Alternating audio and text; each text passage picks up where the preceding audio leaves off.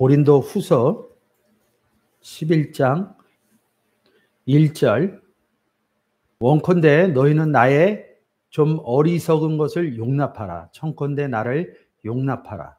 내가 하나님의 열심으로 너희를 열심 내노니 내가 너희를 정결한 처녀로 한 남편인 그리스도께 드리려고 중매함이로다. 이런다.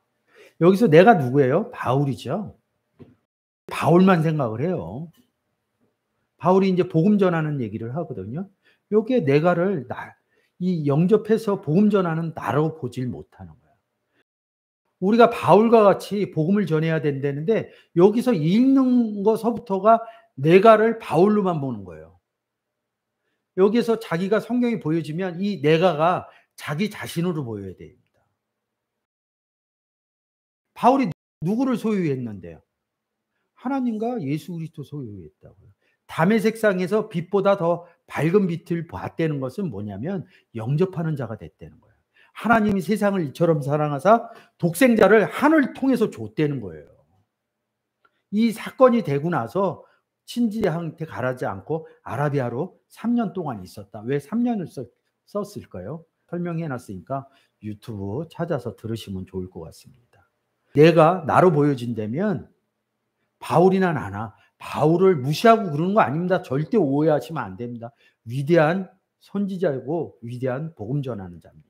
저도 바울과 같이 되고 싶어서 그런 뜻에서 얘기하는 겁니다. 바울만 하나님의 아들이냐고요. 저도 하나님의 아들이고 지금 듣고 있는 사람이나 인터넷으로 듣고 있는 사람도 다 예수 그리스도를 영접했으면 하나님의 아들이라는 거죠. 예수 그리스도 영접하고 하나님 아버지도 우리에게 영접해서 임마누엘 됐다는 거죠. 내가 하나님의 열심으로. 하나님이 외부에서 이렇게 한 게 아니라 내 안에 하나님이 있기 때문에 내가 열심히 했지만 그것은 곧 아버지가 역사하는 거다. 하나님의 열심으로 너희를 위하여 너희가 누굽니까? 복음 받지 않은 사람들, 구원 받지 않은 사람들, 예수 그리스도를 영접하지 않은 사람들에게 열심 내놓는. 우리 열심 안 내요? 교회 안 나오고 예수 그리스도를 영접 안 한 사람들은 어떻게 해서든지 예수 믿게 하려고 그러잖아요. 바울하고 우리하고 다를 게 뭐 있어요. 바울만 위대한 게 아니라 바울처럼 그렇게 복음을 전하는 사람은 바울이 위대하듯이 복음을 전하는 사람은 하나님이 다 위대하다고 해놨다고요. 왜 바울한테만 위대하다고 그러냐고요. 내가 너희를 정결한 처녀로 예수 그리스도 처녀로 한 남편인 그리스도께 드리려고 중매함이라 이런다. 복음 전하겠다 이러는 거예요. 남편인 그리스도 풀어서 쓰면 뭐예요? 남편인 그리스도를 쉽게 얘기해서 예수 믿으세요 하겠다는 거예요. 그 사람이 정결한 게 아니라 그 사람이 복음을 예수를 영접할 거를 미리 생각하고 정결한 처녀라고 그러는 거죠. 정결한 처녀의 반대가 뭐예요? 미련한 처녀라고요. 어디 나와요? 마태복음 25장에 나온다고요. 등불 든 처녀는 정결한 처녀고 그 소리는 뭐예요? 남편인 예수 그리스도가 있다는 거죠. 미련한 처녀는 뭐가 없다는 거야? 남편인 예수 그리스도가 없고 옛 남편인 사단 마귀가 있다 이런 뜻입니다. 이런 것들이 자연스럽게 보여진다는 거죠. 정결한 처녀가 결혼할 때 처음 결혼했냐? 결혼하기 전에 옛 남편이 있었다는 거죠. 성경의 구조가 그렇게 돼 있어요. 세상에서 결혼은 새 신랑하고만 해요. 뭐 개 중에는 그런 사람 있겠죠. 너무 남자를 사랑하다 보니까 한번 갔다 오신 분하고 결혼하는 분도 있겠지만 우리가 보편성 갖고 얘기를 해야 되니까 새 신랑 새 신부라고 그러지 그렇게 얘기하지 않는다고요.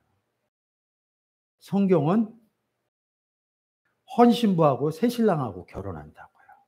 성경의 구조가 그렇다는 거예요. 그거를 따지고 싶으면 유튜브 찾아서 들으시면 됩니다. 남편이라고 제가 해놨습니다. 로마서 7장 갖고 잘 설명해 놓으셨으니까 그 부분 방송으로 좀 보시면 이해가 되실 거고 이해가 안 되시면 글 올려주시든지 시간 나시면 저희 교회 와서 한번 토론해 보시든지 이러셔도 돼요. 그래서 너희를 정결한 처녀로 결혼시켰다는 거야. 정결한 처녀가 뭐하냐 이거죠. 처녀가 남편하고 결혼을 했어요. 나이 드신 분은, 세상 가운데서 나이 드신 분은, 저희 세대에는 결혼하면 무조건 자식 낳아야 돼요. 그리고 부모들의 소원이에요. 손주, 손녀, 손자, 손녀 보는 게 소원이었다고. 지금 세대에는 자녀 안 낳고도 살아요. 저희 세대 논법으로 얘기를 하는 거예요. 결혼을 한다는 것은 뭐냐면 본인들이 사랑해서 결혼하기도 하지만 후손들을 낳아야 되거든요. 후손들을 낳을 수 있는 사람이 정결한 처녀라고요. 성경은 정결한 처녀의 의미가 난다고요. 2절에다 맞춰 놓고요. 처녀를 뭐라고 그리는지 팔데노스 이렇게 얘기합니다. 3933이죠. 기호는 불확실하대요. 바이블렉스로 가서 3933의 내용을 한번 보시도록 하겠습니다. 그리고 제가 조금 설명드릴게요. 정결한 처녀는 무엇을 하는가? 처녀 이렇게 나오죠. 마태복음 25장 1절. 그때 천국은 마치 등을 들고 신랑을 맞아 나간 열처녀와 같다 하리니 이렇게 써 있어요. 고린도후서 11장 2절로 가세요. 바울이 이렇게 내가 하나님의 일심으로 너희를 위하여 열심 내노니, 왜 열심 내나요? 다메섹에서 예수 그리스도를 영접하거든요. 이 다메섹에서 비늘 같은 것이 씌워져 갖고 아나니아라는 선지자가 갖고 비늘을 띄워줘요.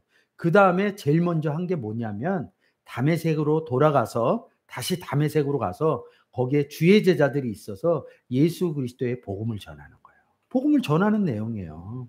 정결한 처녀하고 이 바울도 다메섹상에서 누군가로부터 예수 그리스도를 누군가 줬어요.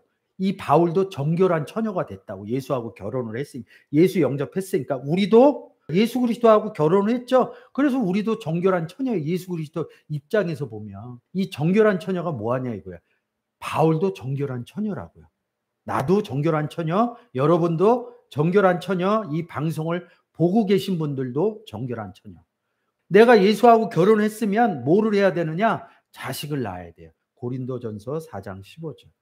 그리스도 안에서 1만 스승이 있으되 아비는 많지 아니하니 그리스도 예수 안에서 복음으로 내가 너희를 낳았음이라 이런다고. 왜 나요? 누가 있기 때문에. 남편인 그리스도가 있고, 이 내가 얘기하는 내가 누구예요? 바울이죠. 정결한 처녀라고요. 남편하고 있으면 당연히 자식 낳죠. 응? 남편인 예수 그리스도하고 제가 영접했던 정결한 처녀가 돼서 예수 그리스도하고 함께 있어요. 그 자녀를 낳으려면 어떻게 해요? 내 안에 있는 예수 그리스도를 예수 그리스도 없는 사람에게 넘겨주는 역할을 해요. 복음 전하는 얘기예요. 그것이 뭐냐면 내가 너희를 낳았습니다. 이런다. 이 구조가 성경에서 깨달아져야지 정결한 처녀의 의미도 깨달아진다는 거죠. 마태복음 25장에서 바이블렉스로 갈게요. 25장에서 그때 천국은 마치 등을 들고 신랑 맞으러 가는 열처녀와 같다 이런다고. 여기서 좀 잘 생각을 해야 돼요.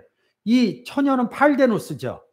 정결한 처녀죠. 그럼 예수가 있다고요. 근데 여기서 뭐라고 그러냐면 천국에 들어갔다는 거예요. 이 여자들이. 등을 뭐라고 그러냐면 계시록에 가면 예수 그리스도를 등이라고 그린다고요. 근데 왜 신랑을 맞으러 가느냐? 이게 성경에서 난제예요. 예수가 있는데 신랑 예수를 왜 또 맞으러 나가냐 이거예요. 잘 들으세요. 안 되면 그냥 논법으로 외우세요. 우리가 예수를, 내 안에 예수가 있어요. 신랑이. 그래서 내가 좀 전에 제가 설명했잖아요. 정결한 처녀라고.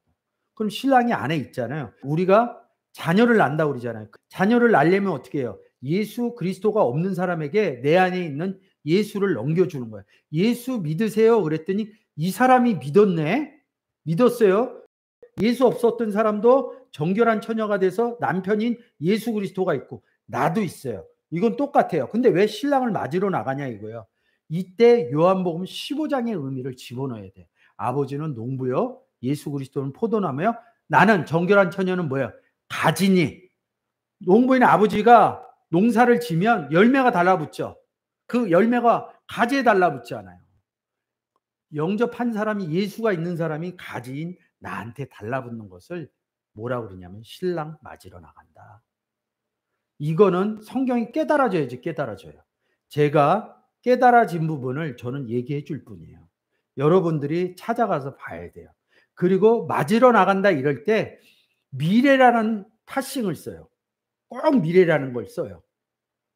뭐 그거는 여러분들이 공부해서 해야 되고, 그것들이 잘 믿어지지 않으시면 제가 와서 이 짧은 시간에 그거를 다 보여줄 수는 없어요. 오시면 제가 원문 놓고 차근차근히 설명을 드리겠습니다.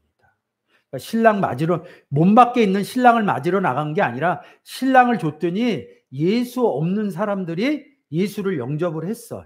그래서 뭐예요? 나의 태의 열매가 돼서 여기 와서 붙으니까 신랑 맞으러 나간. 성경이 그렇게 표현을 한 거라는 거죠. 남은 처녀들이 누구예요? 미련한 처녀거든요. 지혜로운 처녀는 팔데노스와 같은 처녀고, 미련한 처녀 다섯은 다른 팔데노스죠. 성경이 구분이 가야 되죠.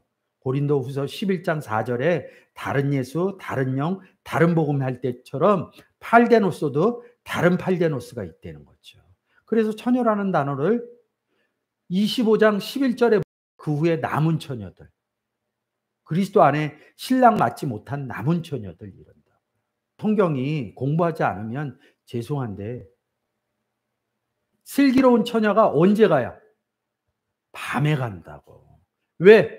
슬기로운 처녀는 빛의 자녀니까 복음 어디다 전해요? 어두운 곳에다 전한다고요. 그래서 밤에 신랑 맞으러 나간다 이렇게 써 있는 거예요. 그래서 하나 좀 더 여러분이 좀 이해하기는 쉽지는 않지만 좀 더 한 번 더 깊숙이 들어가 보겠습니다. 이 팔데노스가 제일 처음 쓰인 구절이 있어요. 보라, 처녀가 잉태하여 아들을 낳을. 계시록에 가면 뭐라고 그래요? 쭉 내려보세요. 정절, 이 여자로 더불어 더럽혀. 팔데노스라는 거예요. 어린 양이 어디로 인도하든지 따라가. 왜 팔데노스라고 그래요? 남편인 예수 그리스도하고 함께 있기 때문에. 인도하면, 따라가면 사람들 가운데서 구속을 받아 처음 익은 열매로 하나님과 어린 양에 속한 자들이라. 왜 어린 양이 누가? 예수 그리스도죠. 우리가 예수 그리스도 안에 속한 거죠. 근데 왜 하나님께 또 속해? 아버지야 나는 하나다. 이 구절이 들어오면 이게 그대로 보여진다. 요한복음 14장 6절에서 나로 말미암지 않고는 아버지께로 갈 자가 없느니라. 그래서 제가 영접할 구절 맨날 쓰는 게 있잖아요. 요한복음 1장 12절, 요한복음 3장 16절, 그리고 아버지와 나는 하나다. 요한복음 10장 30절. 그 다음에 못 써요. 요한복음 14장 6절. 나는 길이요 진리요 생명이니 나로 말미암지 않고는 아버지께로 가지. 우리 안에 누가 있어요?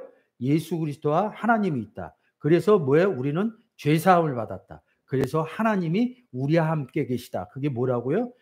마태복음 1장 23절 임마누엘이에요. 우리는 예수 영접하면 우리는 임마누엘이라는 사건이 이루어진 사람들이에요. 근데 그게 안 깨달아지니까 자꾸만 하나님을 불러드리는 거예요. 예수 영접하면 하나님이 우리와 함께 있습니다. 찬양 안 하셔도 됩니다. 오시라고 부르짖지 안 하셔도 우리 안에 있습니다. 우리 안에 있는 걸 알아야지 아버지가 우리 안에서 역사합니다. 아버지를 인정 안 해주는데 아버지가 역사해 줄 것 같아요. 어디도 성경에는 그렇게 써 있지 않아요. 하나님 아버지가 우리 안에 있을 때 역사를 합니다. 세상 것으로는 죄송한데 역사 안 해줍니다. 복음의 내용으로 역사해 줍니다. 보라, 처녀가 잉태하여 아들을 낳을 것. 계시록처럼 물에 앉은 처녀가 아들 낳, 철장 권세를 가진 아들을 낳는다. 그 얘기하는 거예요. 똑같은 얘기하는 거예요. 계시록에서 뭐 특별하게 얘기하는 거 아닙니다. 아들을 낳은 거, 우리가 복음을 전해서 고린도전서 4장 15절 뭐라고 그래요? 복음으로 내가 너희를 낳았다.